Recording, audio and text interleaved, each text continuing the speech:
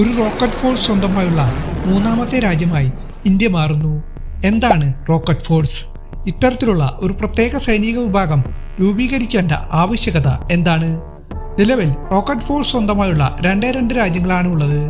റഷ്യയുടെ ന്യൂക്ലിയർ ആയുധങ്ങൾ വഹിക്കാൻ ശേഷിയുള്ള ICBMകൾ കൈകാര്യം ചെയ്യുന്ന സ്ട്രാറ്റജിക് റിസർച്ച് ഫോഴ്സ്, പിന്നെ ചൈനയുടെ ഹ്രസ്വ ദീർഘദൂര മിസൈലുകൾ കൈകാര്യം ചെയ്യുന്ന പ്രത്യേക സൈനിക വിഭാഗമായ പീപ്പിൾ ലിബറേഷൻ ആർമി റോക്കറ്റ് ഫോഴ്സും രാജ്യത്തിന്റെ കൈവശമുള്ള ദീർഘദൂര ബാലിസ്റ്റിക് ക്രൂസ് മിസൈലുകൾ പ്രവർത്തിപ്പിക്കുന്നതിന് ഉത്തരവാദിത്തമുള്ള ഒരു പ്രത്യേക സൈനിക വിഭാഗമാണ് റോക്കറ്റ് ഫോഴ്സ്.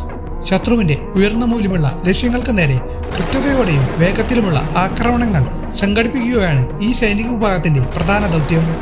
ഇന്ത്യ ഇപ്പോൾ IRF അഥവാ ഇന്റഗ്രേറ്റഡ് റോക്കറ്റ് ഫോഴ്സ് രൂപീകരിക്കുന്നു. ഇതേ ലക്ഷ്യങ്ങൾ മുന്നിൽ കണ്ടുകൊണ്ടാണ്.